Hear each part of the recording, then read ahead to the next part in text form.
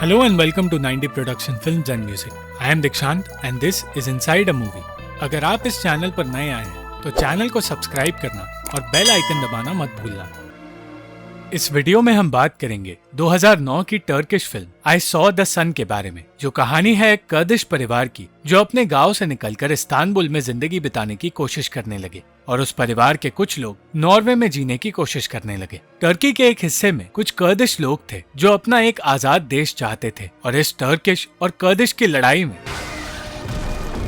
कई कर्दिश परिवार फंसे हुए थे। ऐसा ही एक परिवार था रमो का परिवार। गांव के एक हिस्से में रमो 21 लोगों के इस परिवार में रहता है जिन्हें डर है कि उन्हें किसी भी वक्त मार दिया जाएगा। इन परेशानियों के बीच रमो के पिता ने उसे बताया कि रमो की पत्नी अपने बच्चे को जन्म देने वाली है और वो ये सुनकर बेहद खुश हो गया। रमो एक बेटा चाहता था और इसलिए अपने भाई मुस्तो और महमूद के साथ वो यही बातें करने लगा और सोचने लगा कि इस बार अगर उसे बेटा नहीं हुआ तो वो निराश हो जाएगा।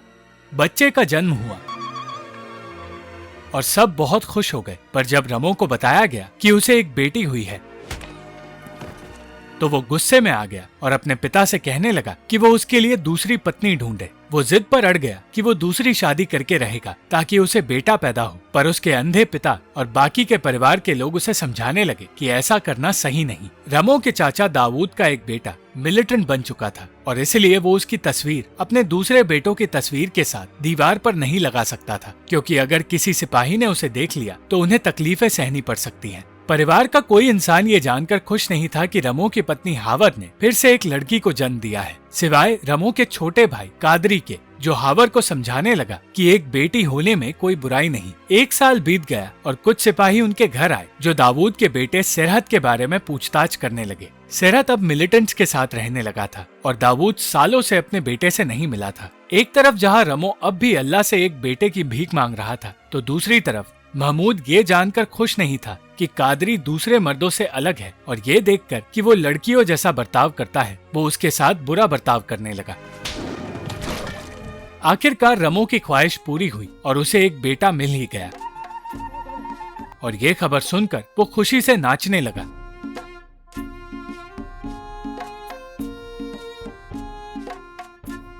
बिना वक्त गवाए वो अपने बेटे को देखने चला गया और तब हावर से उसने अपने बर्ताव के लिए माफी मांगी और कहा कि वो कभी दूसरी शादी नहीं कर सकता है। वो अपने बच्चे को लेकर घर से दूर भाग गया और ये सोचे बिना कि वो बच्चा इससे बीमार हो सकता है, वो अपने खुदा का शुक्रिया अदा करने लगा। उस गांव के लोगों की परेशानी ये थी कि ना तो उनके बच्चों के लिए कोई स्कूल पास था और ना ही वो ज्यादा पैसे कमा पाते हैं, और ये सारी तकलीफें वहाँ हो रही लड़ाई की वजह से और बढ़ती जा रही थी। अचानक एक रात सेरहत घर लौट कर आया और अपने भाई के सामने आ पहुंचा जो खुद एक सिपाही है। वो दोनों भाई तो थे पर एक दूसरे के खिलाफ थे और इस बात से दाऊद बुरी तरह परेशान था।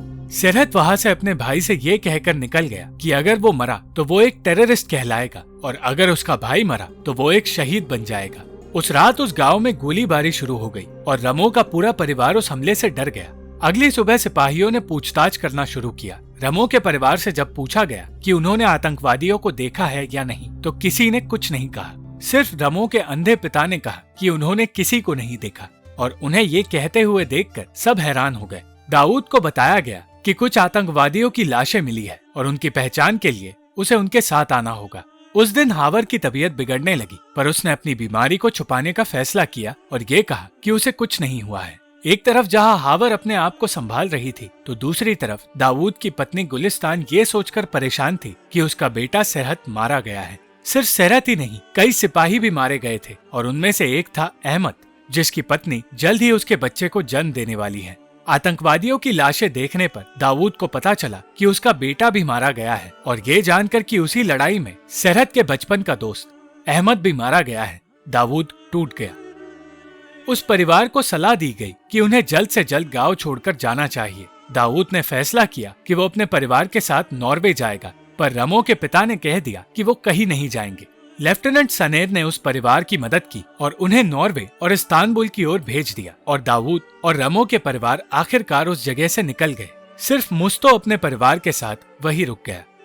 रमो को समझ आने लगा कि हावर की तबीयत ठीक नहीं और हावर भी अपनी तकलीफें अब और छुपा नहीं पाई और रमो ने वादा किया कि वो उसे जल्द से जल्द एक डॉक्टर के पास ले जाएगा। इस्तांबुल की खूबसूरती देखकर वो पूरा परिवार खुश था और एक नई जिंदगी की शुरुआत करने के लिए तैयार था। वो लोग अपने लिए एक घर ढूंढने निकल पड़े और एक अच्छा घर ढूंढने में दाऊद के दोस्त ने उनकी मदद की। अपनी पूरी जिंदगी पहाड़ों के बीच गुजारने के बाद आज पहली बार वो लोग एक नई दुनिया देख रहे थे। उन्हीं की तरह कादरी भी एक नई दुनिया देख रहा था, जहाँ उसे उसके जैसे लोग भी दिखाई दिए। पर वो समझ गया कि इस देश में और खासकर इस इलाके में उसके जैसे मर्दों को एक कलंक माना जाता है। डॉक्टर के पास जाने पर रमो को पता चला कि बहुत सारे बच्चों को जन्म देने की वजह से हावर के पेट में कॉम्प्लिकेशंस हो गए हैं और उसे एक ऑपरेशन की जरूरत है। ये बात जानकर रमो बहुत परेशान हो गया। अनजानी जगह पर कादरी को चांसू में एक दोस्त मिल गया। चांसू ने उसे बताया कि वो एक मर्द नहीं, एक ट्रांसजेंडर है और चांसू की सच्चाई जानकर कादरी को अपनी पहचान मिलने लगी। रमो अपने परिवार के साथ खुश रहने की कोशिश कर रहा था, पर गुलिस्तान अब भी अपने बेटे की मौत से परेशान थी और उसने कई सालों से एक शब्द तक नहीं कहा था। दूसरी ओर दाऊद अपने बेटे से कहने लगा कि वो जल्द ही नॉर्वे जाएंगे और उसका बेटा इस उम्मीद में जीने लगा कि वहाँ उसे अपने लिए एक आर्टिफिशियल पैर मिल जाएगा। कादरी को चांसू के साथ और दोस्त मिल गए, जहाँ उसे अपनेपन का एहसास होने लगा। दाऊद को एक आदमी के पास ले जाया गया जो उन्हें पैसों के बदले नॉर्वे पहुंचाने का वादा करने लगा। दूसरी तरफ हावर और रमो ने पहली बार एक वॉशिंग मशीन देखी और बेहतर जिंदगी के लिए उन्होंने वो खरीद लिया। कुछ दिनों बाद दाऊद का नॉर्वे जाने का वक्त आ गया और अपने परिवार को लेकर वो उस आदमी के पास पहुंचा जो इल्लीगली उन्हें नॉर्वे पहुंचाने वाला था। उन्हें छोड़कर जब रमो और महमूद घर वापस आए तो महमूद ने कादिर को अपने नए दोस्त के साथ देख लिया और गुस्से में वो उसके पीछे दौड़ने लगा। कादिर के बचने की कोशिश नाकामयाब हुई और उसे बुरी तरह पीटकर महमूद उसे घर ले आया और एक कमरे में उसे बंद कर दिया। दूसरी ओर शिप के जरिए दाऊद और उसके परिवार को नॉर्वे की जमीन पर छोड़ दिया गया और उनसे कहा गया कि इसके आगे की जिंदगी उनके खुद के हाथों में है। एक तरफ जहां दाऊद बस में तकलीफों में सफर कर रहा था तो दूसरी तरफ हावर के ऑपरेशन की तैयारी शुरू हुई और महमूद हावर और रमो के आने तक उस घर को संभालने लगा। किसी तरह बस से नॉर्वे पहुंचकर दाऊद अपने कजिन नदीम का इंतजार करने लगा जो वहां आकर उन्हें अपने साथ ले जाने वाला है और उन्हें अपने साथ ले जाते हुए रास्ते में उसने बताया कि इस देश में वो लोग आजादी से जी पाएंगे क्योंकि इस देश को वेलफेयर कंट्री कहा जाता है। वो एक ऐसी जिंदगी जिएंगे जो उन्हें टर्की में नहीं मिल रही थी। नदीम का कहना था कि जब तक सियासत में वॉर के जरिए पैसे बनते रहेंगे तब तक दुनिया में शांति नहीं बनेगी और टर्की ऐसा ही बना रहेगा। दूसरी ओर अपने घर में कादरी एक जंग लड़ रहा था जो उसके लिए मुश्किल तो थी, पर अब वो अपने भाई से डरकर अपनी पहचान नहीं छुपा पा रहा था। चांसू को अपने दोस्त की फिक्र होने लगी थी, पर वो चाहकर भी कुछ कर नहीं पाया। दाऊद को नदीम ने बताया कि 365 दिनों में से 300 दिन नॉर्वे में सूरज नहीं दिखता और यही बातें करते हुए अचानक उनके सामने पुलिस वाले आ गए जिन्होंने नदीम के लाख समझाने के बावजूद दाऊद के परिवार को वापस इस्तांबुल भेजने की तैयारी शुरू कर दी। कादरी आजाद होना चाहता था और इसलिए वो अपने घर से भाग गया और चांसू के साथ रहने लगा, पर उसके पिता उसे ढूंढने की कोशिश करते रहे और फिर एक दिन कुछ ऐसा हुआ जिसने उस परिवार के लिए सब कुछ बर्बाद कर दिया। रमो की दिमागी तौर से कमजोर बेटी ने अपने छोटे भाई को वॉशिंग मशीन में डाल दिया और जब रमो ने अपने बेटे की मौत की खबर सुनी तो वो ये बर्दाश्त नहीं कर पाया।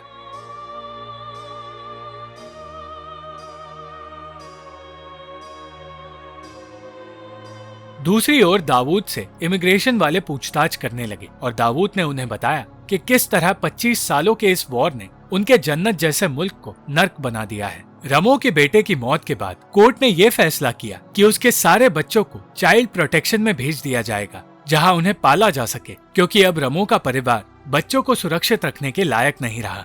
एक तरफ जहां उनसे उनका पूरा परिवार छीना जा रहा था तो दूसरी तरफ दाऊद को बताया गया कि उनकी तकलीफें सुनने के बाद नॉर्वे की सरकार उन्हें हर महीने पैसे देगी और उनके बेटे के पैरों का ऑपरेशन करवाने का भी उन्होंने वादा किया है। अब उन्हें बस एक घर ढूंढना है जिसके बाद वो लोग एक बेहतर जिंदगी जी पाएंगे।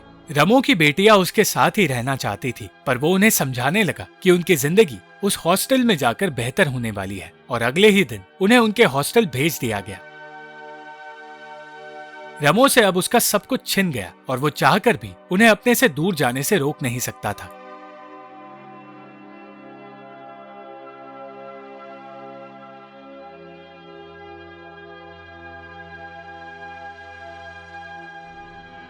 हावर अब भी हॉस्पिटल में थी और उसकी हालत बद से बदतर होती जा रही थी। वो अपने बच्चों को देखना चाहती थी, पर रमो उसे सच नहीं बता पाया। महमूद कादरी को ढूंढने की कोशिश कर रहा था और इसलिए वो चांसू को ढूंढने लगा, पर वो दोनों ही उन्हें कहीं नहीं मिले। उन्हें पता चला कि चांसू प्रोस्टिट्यूशन का काम करता है और उसके काम करने की सारी जगहों पर महमूद उसे ढूंढने लगा। दाऊद और उसके बेटे नॉर्वे के एक सुपरमार्केट में काम करने लगे, पर दाऊद के लिए ये काम थोड़ा मुश्किल था। फिर भी उसे उसके दोनों ही बेटों ने सहारा दिया। चांसू को ढूंढते हुए महमूद जिस क्लब में पहुंचा, वहां कादरी मौजूद था और जल्द ही महमूद को वो दिख गया, जिसके बाद कादरी उससे बचने की कोशिश में वहां से भाग निकला और वो महमूद और रमो के हाथ नहीं लगा। कुछ दिनों बाद हावर से मिलने उसके बच्चे आए और उन्हें महीनों बाद अपने सामने देखकर वो अपने आंसू नहीं रोक पाई। उनकी बेटी ठीक होने लगी थी और पहली बार उसने हावर को माँ कहकर बुलाया। ये खुशी सिर्फ कुछ ही देर के लिए थी, क्योंकि फिर हावर को पता चला कि उसका बेटा इस दुनिया में नहीं रहा और ये बात जानकर वो बुरी तरह टूट गई। अपनी जिंदगी सुधार कर दाऊद अब बिना डरे अपने तीसरे बेटे की तस्वीर दीवार पर लगा सकता था और इस बात से गुलिस्तान सबसे ज्यादा खुश थी। महमूद और रमो को कादरी मिल गया, पर वो उसे पहचान नहीं पाए और कादरी ने उनसे कहा कि वो उसे अगली सुबह ब्रिज पर आकर मिले। अगली सुबह वो दोनों उसे पहचान गए और महमूद उसे मारने की तैयारी करने लगा। तब कादरी ने उन्हें अपनी सच्चाई दिखाई और कहा कि अल्लाह ने उसे ऐसा बनाया है और वो हमेशा से सिर्फ यही सोचता आया है कि उसने एक लड़की बनकर जन्म क्यों नहीं लिया। उसकी बातें सुनकर रमो ने महमूद से कहा कि वो उसे अकेले छोड़ दे, पर गुस्से में महमूद ने उसे गोली मार दी। महमूद भी ऐसा करके खुश नहीं था और इसलिए वो अपने भाई से माफी मांगने लगा, पर बहुत देर हो चुकी थी और अंत में उगते सूरज को देखते हुए ही कादरी की मौत हो गई। दूसरी ओर एक नई शुरुआत गुलिस्तान की जिंदगी की हुई, जब उसने अपने सबसे छोटे बेटे को पहली बार चलते हुए देखा और वो सारे दुखों को भूल गई।